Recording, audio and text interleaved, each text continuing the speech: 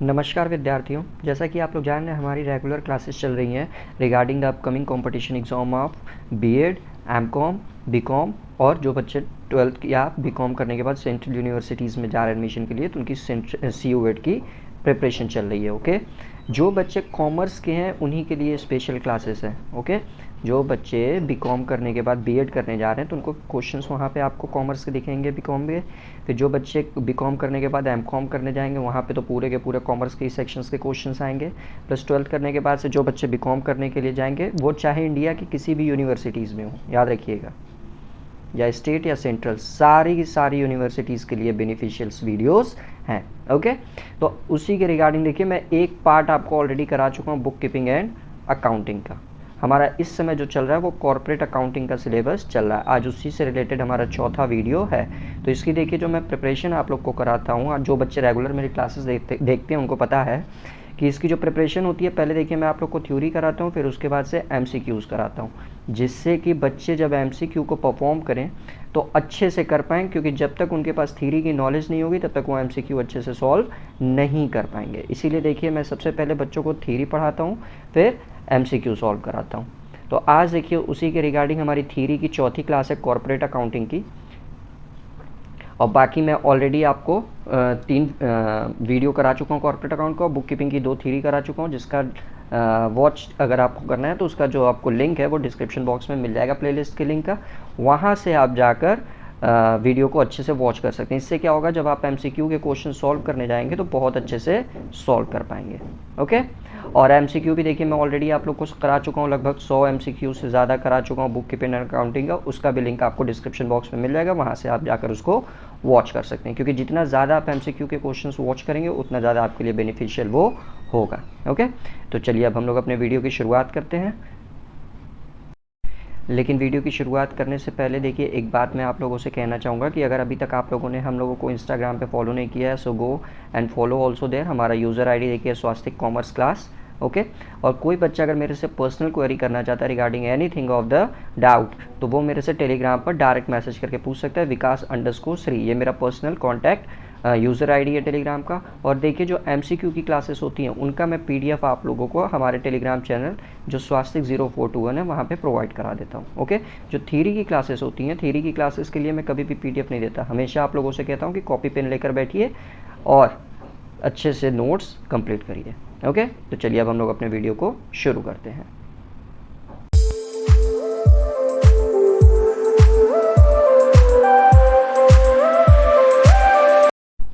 तो जी देखिए कल की क्लासेस में हम लोगों ने देखी थी कि डिबेंचर्स क्या होता है, ओके, और इसके टाइप्स क्या होते हैं, वो कल की क्लासेस में हम लोगों ने देख ली थी। आज देखिए हम लोग जो पढ़ेंगे वो पढ़ेंगे types of issue of debentures. Okay, debentures को इशू करने के प्रकार कौन कौन से होते हैं, तो आइए जल्दी से जल्दी इसके बारे में चर्चा कर लेते हैं।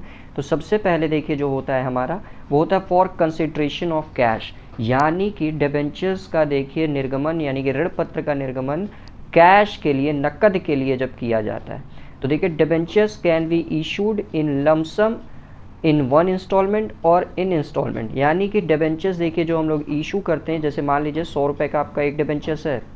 ओके, तो लमसम दैट मीन्स कि 100 रुपये का जब हम इशू किए तो 100 रुपये पूरा का पूरा एक इंस्टॉलमेंट में ले लिए, तो उसको बोलते हैं लमसम अमाउंट। और अगर इसी को पार्ट वाइज हम लोग लेते हैं तो उसको बोलते हैं हम लोग इंस्टॉलमेंट। जो आप लोग को पता होगा कि हम लोग कुछ पैसे एप्लीकेशन पे मांगते हैं, कुछ पैसे अलॉटमेंट पे मांगते हैं, कुछ कॉल्स पे मांगते हैं। ओके, तो ये होता है आपका इंस्टॉलमेंट बेसिस पे, और जो एक साथ पूरा का पूरा पैसा मांग लिया जाता है उसको लमसम मेथड कहते हैं।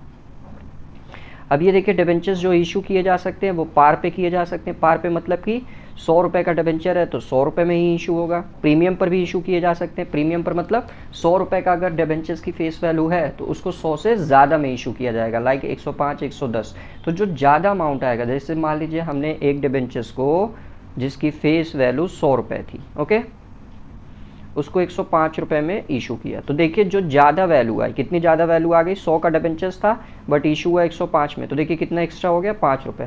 तो ये 5 रुपये जो एक्स्ट्रा मनी होगा वही हमारा होता है इशू ऑन प्रीमियम, तो यही हमारा प्रीमियम का अमाउंट होता है। ओके, और at a discount, discount means जब आप अपने डिबेंचर्स को कम दाम पर इशू करेंगे, कम दाम इन द सेंस कि जैसे मान लीजिए 100 का डिबेंचर्स था आपका, बट 100 का डिबेंचर 100 में ना इशू कर आप मान लीजिए 95 में इशू, 92 में इशू कर रहे हैं। ओके, तो देखिए कितने का डिफरेंस आ रहा है आपका, 8 रुपये का, तो ये 8 रुपये ये आपका डिस्काउंट बन जाता है। ओके, तो ये आपका था पार प्रीमियम और डिस्काउंट पे इशू करने का। आगे चलिए हम लोग बढ़ लेते हैं। ये तो देखिए पहला था हमारा, जब हमको कंसिडरेशन चाहिए कैश के बिहाफ, कैश के रूप में। नेक्स्ट देखिए आपका for consideration other than cash, मतलब कैश के अलावा जब कोई चीज़ें चाहिए होती हैं तब हम लोग डिबेंचर्स इशू करते हैं। अब कैश के अलावा कंपनी को देखिए क्या चाहिए होता है, तो आइए देख लेते हैं। Some time a company purchase assets from the vendors and instead of making payment in cash issue of debentures for consideration thereof. यानी कि जब एक कंपनी, याद रखिएगा, मान लीजिए कंपनी ए है, वो कोई एसेट्स को परचेज कर रही है, तो ऑब्वियसली आप लोग जानते हैं कुछ खरीदने के लिए आपको क्या देना पड़ेगा, पैसे देने पड़ेंगे, बोले तो कैश। बट कंपनी कैश न देकर उसकी जगह डिबेंचर्स दे रही है वेंडर्स को। वेंडर्स मतलब जिससे सामान खरीदा जा रहा है, कैश न देकर कंपनी उसको डिबेंचर इशू कर दे रही है। तो यही चीज़ आपका कहा जाता है for consideration other than cash. That means cash न देकर उसके बदले में डिबेंचर इशू कर देना वेंडर्स को।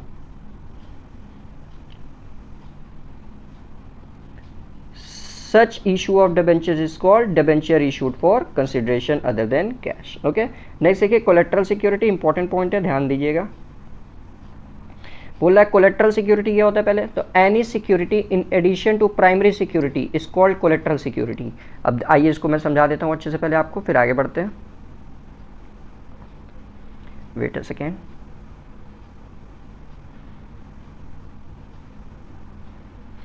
तो देखिए कोलेटरल सिक्योरिटी क्या होता है, जैसे मान लीजिए आपको किसी बैंक से या किसी फिनेंशियल इंस्टीट्यूट से ओके लोन चाहिए, पैसे चाहिए, तो जो भी बैंक होता है, फिनेंशियल इंस्टीट्यूट होता है, वो कहता है आप मेरे पास कुछ मॉर्गेज के रूप में रखिए। ओके, तो इसके लिए कंपनी देखिए क्या करती है, अपने फिक्स्ड एसेट्स को मॉर्गेज के रूप में रख देती है, या तो बैंक के पास या तो फिनेंशियल इंस्टीट्यूशन जिससे भी वो लोन ले रही है उसके पास अपने फिक्स्ड एसेट्स को गिरवी के रूप में रख देती है। बट सम टाइम जो कंपनी, जो बैंक्स या फिनेंशियल इंस्टीट्यूशन होते हैं, वो कंपनी से डिमांड करते हैं कि आप कुछ एडिशनल सिक्योरिटीज़ भी रखिए। प्राइमरी सिक्योरिटी तो आपको रखनी है, जैसे जो फिक्स्ड एसेट्स हम लोग रखेंगे वो मेरी प्राइमरी सिक्योरिटी बनती है गिरवी के रूप में। तो फिर फिर बैंक या फिनेंशियल इंस्टीट्यूशन होता है वो कंपनी से डिमांड करती है कि आप कुछ एडिशनल सिक्योरिटी को भी रखिए। तो जब कंपनी क्या करेगी, एडिशनल सिक्योरिटी के रूप में, याद रखिएगा, जब कंपनी एडिशनल सिक्योरिटी के रूप में डिबेंचर्स को इशू कर देती है, दैट मीन्स डिबेंचर्स को दे देती है आपका बैंक और फिनेंशियल इंस्टीट्यूट को। एक्चुअल में देती नहीं है, बस अपने मतलब एक रिकॉर्ड के रूप में इसको रखा जाता है, तो उनको देखिए इशू कर देती है, तो वही आपका कोलेट्रल सिक्योरिटी कहलाता है। यानी कि एडिशनल में जब हम लोग, जो प्राइमरी सिक्योरिटी में जब हम लोग एडिशनल सिक्योरिटीज़ को दे देंगे, तो वही एडिशनल सिक्योरिटीज़ ही हमारा डिबेंचर्स बनती है और वही आपका कोलेट्रल सिक्योरिटी कहलाता है। इस पे याद रखिएगा, कभी भी बैंक या फिनेंशियल इंस्टीट्यूट जिसको ये इशू किया गया है उसको कभी भी इंटरेस्ट नहीं दिया जाता है। चलिए आगे देख लेते हैं हम लोग। वेट अ सेकेंड, इसका स्क्रीनशॉट आई गेस आप लोग लिए नहीं होंगे, तो इसका स्क्रीनशॉट ले लीजिए अच्छे से आप लोग और नोट्स बनाते रहा करिए, तभी आपको एमसीक्यू अच्छे से समझ में आएगा। अदरवाइज एमसीक्यूज़ आपको अच्छे से समझ में नहीं आएंगे। 1-2 दिन में एमसीक्यूज़ हम लोग का कॉर्पोरेट अकाउंट का स्टार्ट हो जाएगा। चलिए आगे बढ़ते हैं। हाँ, तो यही देखिए हमारा कोलेट्रल सिक्योरिटी का ही पार्ट है। क्या कह रहा है आगे कि और overdraft from a bank or financial institution on the basis of placed or mortgage of some assets as a security against the said loan. Okay, तो वही चीज़ जैसे मैंने आपको अभी तुरंत बताया कि जब कोई कंपनी को पैसे की नीड होती है तो वो बैंक के पास जाता है, तो बैंक देखिए पैसे तो उसको देता है, कहता है कुछ गिरवी रखिए आप कुछ सिक्योरिटी के रूप में, तो ये अपने फिनेंस फिक्स्ड एसेट्स को गिरवी के रूप में रख देता है। बट बैंक जो होता है इससे कुछ एक्स्ट्रा सिक्योरिटी की डिमांड करता है, तो जो एक्स्ट्रा सिक्योरिटी एडिशनल सिक्योरिटी होती है, तो उसी में जो कंपनी होती है वो डिबेंचर्स को यूज़ करती है। तो वही जो एडिशनल सिक्योरिटी होती है वही आपका कोलेट्रल सिक्योरिटी के रूप में कहलाता है। आगे पढ़ लेते हैं। But the lending institution may insist on some more assets, वही चीज़ देखिए, सम मोर एसेट्स उसको चाहिए होता है एज अ कोलेट्रल सिक्योरिटी। तो in such a situation company may issue own debentures to the lenders. तो इस सिचुएशंस में देखिए कंपनी अपने खुद के डिबेंचर्स को, जो लेंडर्स होते हैं, लेंडर्स आपका बैंक भी हो सकता है और फाइनेंशियल इंस्टीट्यूशंस भी हो सकता है। ओके, तो अपने डिबेंचर्स को इस लेंडर्स को एडिशन के रूप में सम इशू कर देती है। Some other assets already place, जिसके और देखिए कुछ एसेट्स ऑलरेडी उसके पास प्लेस यानी कि गिरवी के रूप में पड़ा रहता है, और उसके भी आप में कुछ एक्स्ट्रा जो इशू कर देती है वही आपका एडिशनल सिक्योरिटी पड़ जाता है। जैसे ऑलरेडी देखिए फिक्स एसेट्स तो कंपनी इशू कर ही रही थी, बट कुछ एक्स्ट्रा इशू कर दे रही थी डिबेंचर्स, तो वो आपका कोलेटरल सिक्योरिटी बन जा रहा था। Such an issue of debentures is known as debenture issued as collateral security. Okay, तो ये तो देखिए आपका था इशू ऑफ डिबेंचर्स सारा का सारा। अब हम लोग शुरू करते हैं अपना रिडम्पशन ऑफ डिबेंचर्स। ओके, तो चलिए आइए इसको देख लेते हैं हम लोग। तो जी देखिए रिडम्पशन ऑफ डिबेंचर्स, सबसे पहले इसका अर्थात समझ लेते हैं हम लोग कि देखिए redemption of debentures means repayment the amount of debentures by the company, यानी कि जब भी देखिए कंपनी डिबेंचर इशू करती है तो कंपनी की एक लाइबिलिटी क्रिएट हो जाती है। जैसे आप लोग को पता होगा डिबेंचर्स एक नॉन करंट लाइबिलिटी है। ओके, तो कंपनी के लिए एक लाइबिलिटी क्रिएट हो जाती है, तो उस लाइबिलिटी का देखिए एक फिक्स टाइम के बाद से हमको पेमेंट करना होता है। तो जो फिक्स टाइम के बाद से ही इसी लाइबिलिटी का पेमेंट करना होता है उसी को हम लोग बोलते हैं रिडम्पशन ऑफ डिबेंचर्स। ओके, तो इसके लिए हमको पैसे चाहिए। अब पैसे कहाँ कहाँ से आते हैं वो देखिए, उसके बारे में पहले हम लोग पता करेंगे। तो सबसे पहले देखिए sources of redemption of fund, कौन कौन से वो सोर्स है जिससे हम लोग फंड का रिडम्पशन, डिबेंचर्स का रिडम्पशन कर सकते हैं। तो सबसे पहला होता है देखिए fresh issue of share capital and debentures, यानी कि जो पुराने हमारे डिबेंचर्स हैं जिनका हमको अब रिडम्पशन करना है, रीपेमेंट करना है, तो इसके लिए कंपनी क्या कर सकती है, फ्रेश इशू कर सकती है शेयर्स को या डिबेंचर्स को। ठीक, तो जो फ्रेश पैसे आपके आएंगे उससे क्या करेंगे आप, पुराने लाइबिलिटी का पेमेंट कर देंगे। क्लियर। दूसरा देखिए होता है redemption out of accumulated profit, sinking fund and amount realised in insurance policy. Okay, तो इस केस में देखिए क्या होता है, अब डिबेंचर्स का पेमेंट करने के लिए कंपनी को ह्यूज अमाउंट चाहिए होती है, ज़्यादा अमाउंट। तो कंपनी क्या करती है, हर साल जो कंपनी को प्रॉफिट, मान लीजिए कंपनी को, एक सेकेंड, मान लीजिए कंपनी को 10 साल बाद अपना डिबेंचर्स का भुगतान करना है, डिबेंचर्स होल्डर्स का भुगतान करना है, तो कंपनी क्या करेगी, जिस साल डिबेंचर्स इशू कर रही है, मान लीजिए पहले साल जो इशू कर रही है, तो उसके साल के लास्ट में हर साल क्या करेगी, कुछ पैसे इन्वेस्ट करती चली जाएगी। ओके, सिंकिंग फंड अकाउंट में बनाकर। फिर जैसे ही 10 साल कंप्लीट होगा तो जो कंपनी होगी वो पैसा यहाँ से देखिए विड्रॉ कर लेगी। तो विड्रॉ करने के बाद से देखिए उसको प्रिंसिपल तो मिलेगा प्लस जितना इंटरेस्ट होगा वो भी उसको मिल जाएगा। तो इससे कंपनी को लोन की रीपेमेंट करने में आसानी होगी। ये जो देखिए सिंकिंग फंड बनाया जाता है, ये कंपनी को जो प्रॉफिट हुआ रहता है उस प्रॉफिट से ही हर साल पैसे निकाल कर बनाए जाते हैं। ओके, ताकि 10 साल बाद देखिए जो पैसा मिलेगा उससे कंपनी अपना रिडम्पशन कर देगी और कंपनी पे सडन कोई बोझ नहीं बनेगा।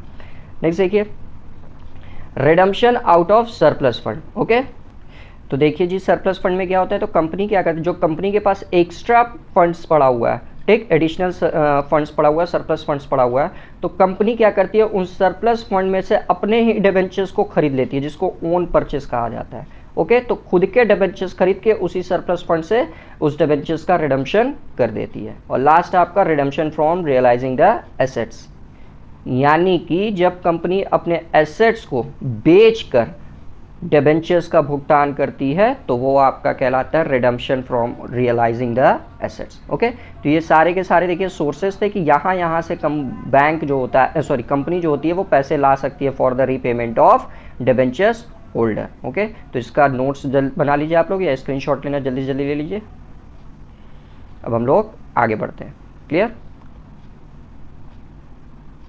अब देखिए methods of redemption of debentures, तो कौन कौन से मेथड्स होते हैं आइए जल्दी से देख लेते हैं उनको। तो सबसे पहला होता है आपका lump sum payment method. Okay, lump sum payment method, आइए देख लेते हैं इसमें क्या होता है। तो लमसम पेमेंट मेथड में देखिए जैसे मान लीजिए कंपनी ने डिबेंचर्स को, एक सेकेंड, मान लीजिए कंपनी ने डिबेंचर्स को इशू किया है 1 जनवरी 2015 को। ओके, अब कंपनी इसको देखिए आपका 31 दिसंबर 2020 को क्या करना चाह रही है, इसका पेमेंट, मतलब उसका एक्सपायर हो जाएगा, मैच्योर हो जाएगा, तो कंपनी 31 दिसंबर 2020 को इसकी पेमेंट करनी होगी। तो मान लीजिए कंपनी ने 1000 रुपये डिबेंचर से उठाए थे। क्लियर। तो जब कंपनी जितने रुपए आपके हैं डिबेंचर्स के, देखिए 1000 है ना, तो जब कंपनी क्या बोलते हैं पूरा का पूरा अमाउंट एक साथ जिस दिन भी उसकी मैच्योरिटी होनी है पेमेंट कर देगी, वो आपका लमसम पेमेंट मेथड कहलाता है। याद रखिएगा पूरा पैसा जो पेमेंट होता है वो कंपनी के हमेशा प्रॉफिट से होता है। ओके, प्रॉफिट होगा तभी कंपनी इसकी पेमेंट करेगी। यानी कि जब एक साथ पूरे पैसे की पेमेंट कर दी जाती है वही आपका लमसम पेमेंट मेथड कहलाता है। इसकी पेमेंट देखिए हम लोग एट पार पे भी कर सकते हैं, एट डिस्काउंट पे भी कर सकते हैं और एट प्रीमियम पे भी कर सकते हैं। बीकॉम में बहुत अच्छे से आप लोग पढ़े होंगे और जो बच्चे 12th भी पढ़े होंगे वो बहुत अच्छे से डिबेंचर्स के बारे में पढ़े होंगे। ये एक्चुअली कॉम्पिटिशन एग्जाम के पर्पज से, इसीलिए बस मैं आपको पॉइंट टू पॉइंट करा रहा हूँ। नेक्स्ट देखिए, वेट अ सेकेंड, इसे रेस कर लूँ।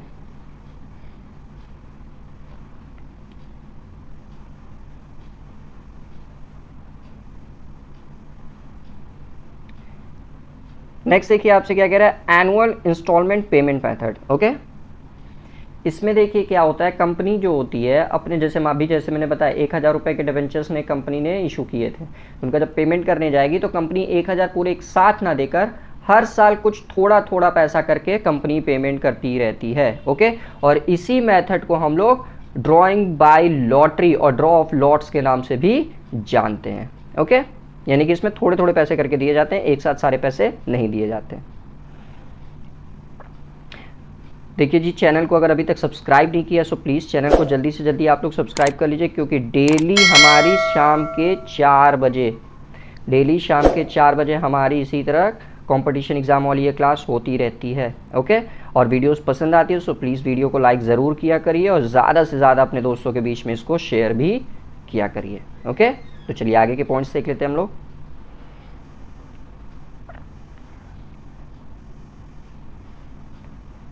नेक्स्ट देखिए, तीसरा पॉइंट एक्चुअली हमारा क्या कह रहा है, purchase in open market method. Okay, तो इसमें देखिए क्या होता है, जो कंपनी होती है, ऐसे रुक के समझा रहा हूँ आपको।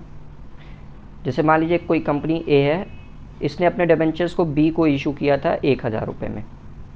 ओके, बी को 1000 रुपये में इशू किया था, तो ए क्या कर रहा है, बी से ही उसी, मतलब कंपनी क्या कर रही है, उसी डिबेंचर्स को वापस खरीद ले रही है, उसी डिबेंचर्स को रीपरचेज कर ले रही है। और ये रीपरचेज क्यों किया जाता है, इमीडिएट कैंसिलेशन के लिए या आफ्टर फ्यू मंथ्स या फ्यू डेज या फ्यू ईयर के कैंसिलेशन के लिए। ऑल इन ऑल कैंसिलेशन के लिए ही किया जाता है, कैंसिलेशन मतलब रीपेमेंट करने के लिए। ओके, किसी भी स्टॉक एक्सचेंज के थ्रू कंपनी क्या करती है, अपने ही डिबेंचर्स को खरीद लेती है, उसी को कहा जाता है purchase in the open market method. ये हमेशा याद रखिएगा, तभी अप्लाई होता है जब एक कंपनी, जो इंटरेस्ट हो रहा है कंपनी का, ठीक, जो डिबेंचर्स पे इंटरेस्ट कंपनी पेमेंट करती है, उसका जो रेट हो वो तुम आपका मार्केट में हाई हो। दैट मीन्स कंपनी ने देखिए 8% के हिसाब, 8% के हिसाब से उसको इंटरेस्ट के रेट से डिबेंचर्स को इशू किया था, बट मार्केट में उसके रेट की डिबेंचर्स की जो इंटरेस्ट चल रही है वो 12% चल रही है, यानी कि देखिए ज़्यादा चल रही है। तो कंपनी क्या करती है, ऐसे केसेस में अपने डिबेंचर्स को खुद ही खरीद लेती है। खरीदने से क्या होगा, वो कैंसिल भी हो जाएगा, दैट मीन्स उसकी रीपेमेंट भी हो जाएगी और कंपनी को फ़ायदा भी हो जाएगा। ओके, नेक्स्ट देखिए conversion method. Okay, conversion method, तो इस मेथड में देखिए क्या होता है, कंपनी अपने डिबेंचर्स को, जो इसके पुराने ओल्ड डिबेंचर्स हैं, उसको क्या करेगी, नए डिबेंचर्स में या तो इशू कन्वर्ट कर देगी या शेयर्स में कन्वर्ट कर देगी। यानी कि पुराने डिबेंचर्स को या तो नए डिबेंचर्स में कन्वर्ट कर दे या शेयर्स में कन्वर्ट कर दे, वो आपका कन्वर्जन मेथड कहलाता है। इससे देखिए पुराना डिबेंचर्स कैंसिल होकर नया डिबेंचर्स बन जाएगा। ओके, और लास्ट देखिए हमारा क्या होता है, payment after a fix period by sinking fund method या इंश्योरेंस पॉलिसी मेथड। तो इसमें देखिए अभी जैसे मैंने बताया था कुछ देर पहले ही कि कंपनी को देखिए सडन जैसे 10 लाख 15 लाख ऐसे ह्यूज अमाउंट में अगर पेमेंट करनी रह रही है डिबेंचर्स होल्डर की, तो कंपनी के लिए देखिए सडन बहुत बड़ी लायबिलिटी क्रिएट हो जाती है। तो इसके लिए कंपनी क्या करती है, हर साल अपने प्रॉफिट में से कुछ पैसा इन्वेस्ट करती रहती है सिंकिंग फंड में। ओके, या इंश्योरेंस पॉलिसी में, कहीं पे भी आप बोल सकते हैं, वहाँ पे इन्वेस्ट करती रहती है। और जब कंपनी को रिडम्पशन करना होता है तो कंपनी क्या करती है, उसी में से वो पैसे निकाल कर रिडम्पशन कर लेती है। तो ये आपका सिंकिंग फंड मेथड या इंश्योरेंस पॉलिसी मेथड कहलाता है। ओके, तो डिबेंचर्स का देखिए पूरा का पूरा टॉपिक हमारा कंप्लीट हो गया। वेट अ सेकेंड, डिबेंचर्स का देखिए पूरा का पूरा टॉपिक हमारा कंप्लीट हो गया। अब देखिए जो हमारा टॉपिक शुरू होगा वो शुरू होगा गुडविल का। बहुत दिनों से डिमांड आ रही थी इसकी, तो चलिए आज हम लोग गुडविल भी देख लेते हैं। तो गुडविल क्या होता है, पुराने वीडियोस की देखिए जो लिंक है आपको यहाँ पे आई बटन पे मिल जाएगी। यहाँ पे आई बटन पे आपको पुराने वीडियोस की लिंक मिल जाएगी, तो वहाँ से जाकर पूरा का पूरा थ्योरी की वीडियो अच्छे से वॉच करिएगा, क्योंकि जिस दिन मैं एमसीक्यू सॉल्व कराऊंगा फिर उस दिन जब तक आप थ्योरी पढ़े नहीं रहेंगे तब तक एमसीक्यू अच्छे से परफॉर्म नहीं कर पाएंगे। इसीलिए पहले पुराने वीडियोज़ को देखिए ताकि एमसीक्यू अच्छे से आप लोग कर सकें। तो आइए अब हम लोग देख लेते हैं गुडविल हमारा क्या होता है।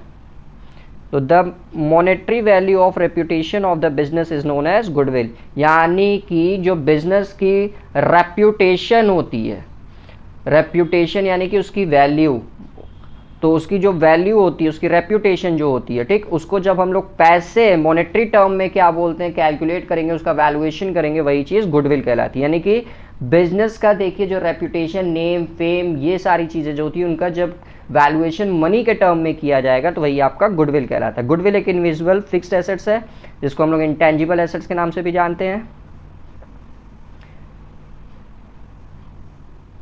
इट हैज़ रियलाइजेबल वैल्यू, इसकी देखिए एक रियलाइजेबल वैल्यू होती है, दैट मीन्स इसको एक अमाउंट पे कैलकुलेट करके रियलाइज किया जा सकता है, बेचा जा सकता है। However goodwill gets only if the business is profitable, और गुडविल तभी आपका क्रिएट होगा जब कंपनी या बिजनेस प्रॉफिटेबल में हो, मतलब प्रॉफिट अर्न कर रही हो।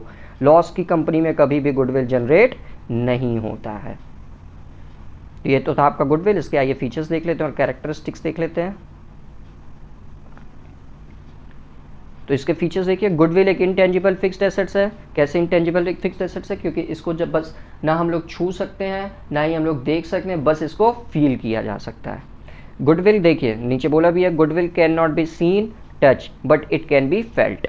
Okay, it has the extra earning capacity, goodwill की जो क्षमता होती है वो देखिए कंपनी को ज़्यादा कमा कर देने की क्षमता रखता है। दैट मीन्स गुडविल की वजह से हमारी अर्निंग कैपेसिटी जो क्या होती है वो इंक्रीज कर जाती है। Goodwill does not depreciate, it amortises, यानी कि गुडविल पे देखिए कभी भी डेप्रिशिएशन नहीं लगता है, बट गुडविल की वैल्यू में अगर गिरावट आ रही है तो वो अमोटाइजेशन की वजह से होता है। ये तो एमसीक्यू का फेवरेट क्वेश्चन है, ये याद रखिएगा। गुडविल कभी डेप्रिशिएट नहीं होता है, गुडविल की वैल्यू में अगर गिरावट आ रही है तो उसको अमोटाइजेशन कहा जाता है। अब देखिए methods of valuation of goodwill, ध्यान दीजिएगा इसमें। तो देखिए जी, गुडविल को कैलकुलेट करने के बेसिकली हमारे 4 मेथड्स होते हैं। कितने मेथड्स होते हैं? 4। सबसे पहला देखिए होता है हमारा एवरेज प्रॉफिट मेथड। ध्यान दीजिएगा, न्यूमेरिकल सारे फॉर्मूले को अच्छे से आप लोग कॉपी में नोट डाउन करिएगा, क्योंकि न्यूमेरिकल इससे डेफिनेटली दिखेंगे और फॉर्मूले जब तक आपके प्रिपेयर नहीं रहेंगे तब तक आप कर नहीं पाएंगे। तो इसलिए एमसीक्यू जब कराऊंगा तो अच्छे से आप लोग कर सकें। तो याद रखिएगा, शुरू करते हैं एवरेज प्रॉफिट मेथड। तो एवरेज प्रॉफिट मेथड में देखिए गुडविल 2 तरह से कैलकुलेट होता है, एक सिंपल एवरेज प्रॉफिट मेथड से और एक वेटेज एवरेज प्रॉफिट मेथड से। तो ये तो था आपका पहला एवरेज प्रॉफिट मेथड। दूसरा देखिए आपका सुपर प्रॉफिट मेथड, दूसरा आपका क्या है? Super profit method. तीसरा आपका क्या होता है? कैपिटलाइजेशन मेथड, जिसमें देखिए 2 तरह से गुडविल कैलकुलेट होता है, capitalisation of average profit method और दूसरा होता है आपका capitalisation of super profit method. Okay, और लास्ट देखिए जो गुडविल की कैलकुलेशन होती है वो हमारी होती है एन्युटी मेथड से। ओके, तो चलिए सबसे पहले हम लोग देख लेते हैं एवरेज प्रॉफिट मेथड के बारे में। फॉर्मूला मैं बार बार कह रहा हूँ, अच्छे से कॉपी पेन लेकर बैठिएगा और नोट करिएगा, नहीं तो बड़ी दिक्कत होगी फिर आप लोग के लिए। फिर देखिए सबसे पहला हमारा एवरेज प्रॉफिट मेथड। तो जैसे अभी मैंने बताया कि एवरेज प्रॉफिट मेथड देखिए 2 तरह से कैलकुलेट होता है, एक सिंपल एवरेज प्रॉफिट मेथड और एक वेटेज एवरेज प्रॉफिट मेथड। तो सबसे पहले देख लेते हैं हमारा सिंपल एवरेज प्रॉफिट मेथड। तो इसमें देखिए गुडविल का जो फॉर्मूला होता है, goodwill is equal to average profit into number of years purchases. Okay, अब एवरेज प्रॉफिट देखिए कैसे कैलकुलेट करते हैं। तो एवरेज प्रॉफिट का देखिए फॉर्मूला जो होता है हमारा total profit upon number of years, यानी कि मान लीजिए 5 साल का प्रॉफिट है तो 5 साल के प्रॉफिट को जोड़ देंगे और फिर 5 से हम लोग डिवाइड दे देंगे तो हमारा एवरेज प्रॉफिट आ जाएगा। तो ये तो था हमारा सिंपल एवरेज प्रॉफिट मेथड। फिर नेक्स्ट देखिए हमारा जो होता है वो देखिए होता है हमारा वेटेज एवरेज प्रॉफिट मेथड। तो इसमें देखिए गुडविल कैसे कैलकुलेट होता है। So goodwill is equal to weightage average profit into number of years purchases. Okay, तो वेटेज एवरेज प्रॉफिट देखिए कैसे निकलता है। तो इसका फॉर्मूला होता है total of products of profit, यानी कि जितना भी प्रॉफिट हुआ होगा उनका प्रोडक्ट उनके नंबर के हिसाब से, ईयर्स के हिसाब से, और टोटल वेट उससे डिवाइड दे देंगे तो हमारा वेटेज एवरेज प्रॉफिट आ जाएगा। जैसे ही average profit weightage average profit आ जाएगा, उसमें जितने साल की भी खरीद दी होगी, नंबर ऑफ ईयर्स परचेसेस दिया होगा क्वेश्चन में, उससे मल्टीप्लाई कर देंगे तो हमारा गुडविल कैलकुलेट हो जाएगा। ये सारे फॉर्मूले अच्छे से लिखिएगा आप लोग, क्योंकि जब न्यूमेरिकल्स कराऊंगा तब काफ़ी ज़्यादा हेल्पफुल होगा ये आपके लिए, तब फॉर्मूले भी काफ़ी अच्छे से समझ में आपको आएंगे। ओके, आगे बढ़ते हैं हम लोग। दूसरा मेथड देखिए हमारा था सुपर प्रॉफिट मेथड। ओके, वो तो एवरेज प्रॉफिट मेथड था, अब सुपर प्रॉफिट मेथड। तो सुपर प्रॉफिट मेथड से गुडविल निकालने का देखिए जो फॉर्मूला होता है, goodwill is equal to super profit into number of years purchases. Okay, अब सुपर प्रॉफिट देखिए कैसे कैलकुलेट करते हैं। तो सुपर प्रॉफिट का देखिए हमारा फॉर्मूला होता है actual average profit minus normal profit. Actual average profit जैसे वही ऊपर हम लोग एवरेज प्रॉफिट निकालते हैं, तो उसमें देखिए सम टाइम कुछ एडजस्टमेंट होती है, तो वो एडजस्टमेंट करने के बाद अगर प्रॉफिट जो आता है वो आपका एक्चुअल एवरेज प्रॉफिट बनता है। और फिर इसमें से हम लोग नॉर्मल प्रॉफिट को घटा देंगे। हम नॉर्मल प्रॉफिट कैसे निकालते हैं वो यहाँ देखिए।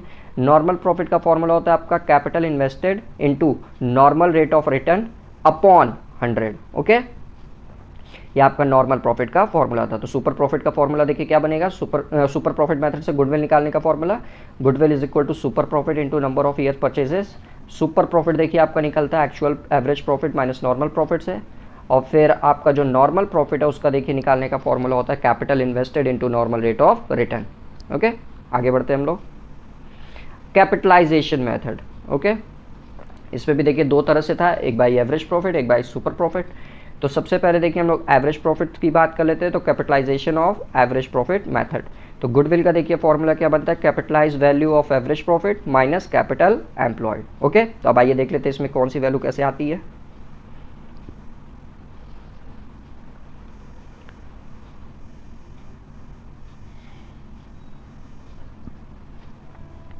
तो जी देखिए, जो हमारा कैपिटलाइज वैल्यू होता है एवरेज प्रॉफिट का वो कैसे निकलेगा, तो इसका फॉर्मूला होता है average profit into 100 upon normal rate of return. तो capitalise value of average profit निकालने का formula average profit into 100 upon NRR।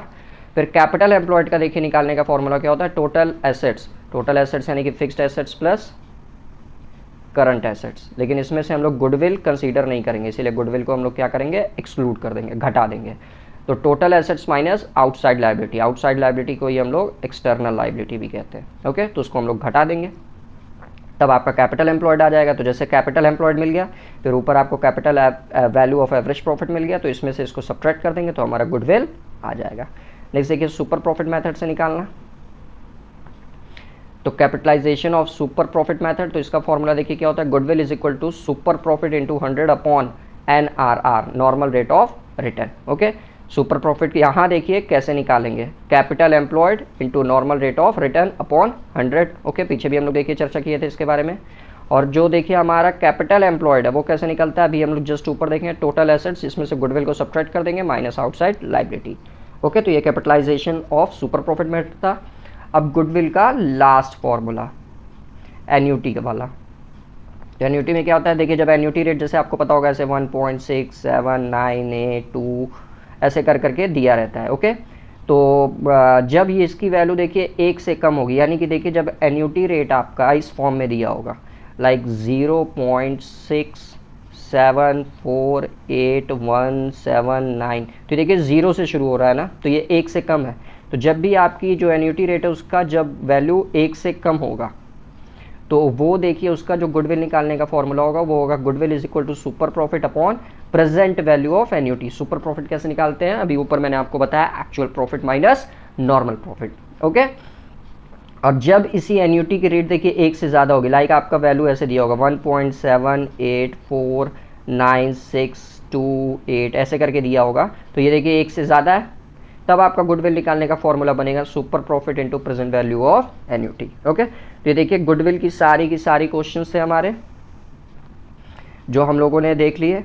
अब कल हम लोग देखिए बस एक लास्ट पार्ट 3 का बचा है इसका कॉर्पोरेट अकाउंट का, तो उसको जल्दी से देख के कॉर्पोरेट अकाउंट कल कंप्लीट कर लेंगे अपना। फिर उसके बाद से इसके MCQs को जल्दी से जल्दी सॉल्व कर लेंगे, फिर नेक्स्ट चैप्टर पे हम लोग बढ़ जाएंगे, क्योंकि अब एग्जाम में ज़्यादा दिन बचे नहीं है बच्चों के, तो उसको भी ध्यान में रखना हुआ है, तो जल्दी जल्दी कंप्लीट कर लेंगे। और फिर वही आपसे रिक्वेस्ट रहेगी कि अगर अभी तक चैनल को सब्सक्राइब नहीं किया है तो प्लीज़ जल्दी से जल्दी चैनल को सब्सक्राइब कर लीजिए, और वीडियो पसंद आती है तो प्लीज़ वीडियो को लाइक ज़रूर किया करिए, और अपने दोस्तों के बीच में भी ज़्यादा से ज़्यादा शेयर किया करिए। ओके, और ये क्लास देखिए डेली शाम के 4 बजे होती है, तो कोशिश किया करिए कि लाइव आकर देखा करिए, क्योंकि दैट टाइम मैं लाइव रहता हूँ, किसी की कोई डाउट क्वेरी होगी तो तुरंत मैं उसको वहाँ पे रिजॉल्व कर दूंगा। ओके, और ये हमारा इंस्टाग्राम यूज़र ID, ये टेलीग्राम का मेरे से पर्सनल कांटेक्ट करने के लिए, और PDF के लिए आप स्वास्तिक 0421 फॉलो कर सकते हैं। ओके, थैंक यू, और अच्छे से आप लोग पढ़ाई करते रहिए।